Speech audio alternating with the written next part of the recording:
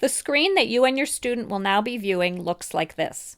It is the story menu for your student's reading level, and each of the images pictured is the start to a story within that particular reading level. With your student, choose a story to read. Each story is numbered for easy identification. Click on the image of that story to pull up the next screen, which is the beginning of the story that you will read together. It's important to note that during a connected session, there may be a few second delay before your student's computer catches up after you have moved on to another screen.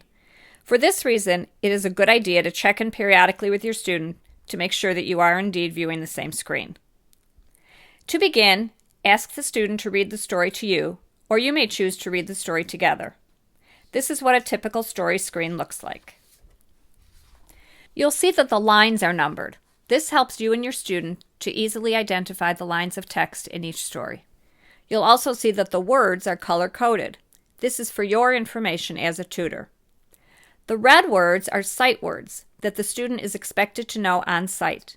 These words are important for your student to know. The green words are phonogram family words, such as bat, rat, and cat. Once children know these word endings, they can make many words within each word family and greatly increase their ability to read common words.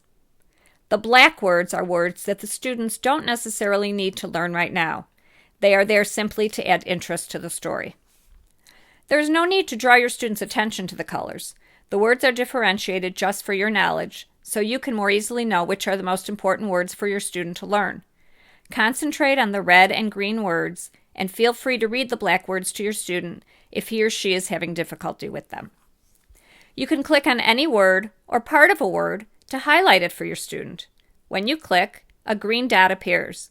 This cursor dot is an invaluable tool, allowing you to point things out to your student even though you are not sitting next to each other in the same room. The student also has a cursor dot. It will appear to you and the student as purple when the student clicks on a word.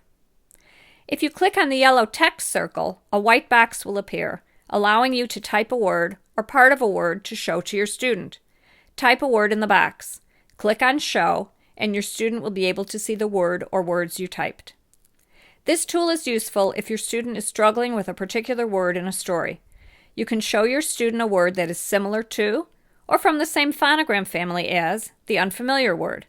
This feature also is useful if your student is misreading a word and you want to show him or her the difference between what they think the word is and what it actually is.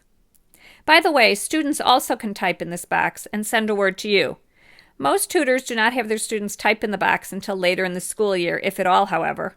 Whether or not you invite your student to do so depends on how adept your student is at using a keyboard. In addition to the yellow text circle, you will see 3 other colored circles at the top of each story and game page. The blue menu button leads to a list of activities, and we will explain this feature in detail later. The black button takes you to the previous page, and the green button moves you to the next page.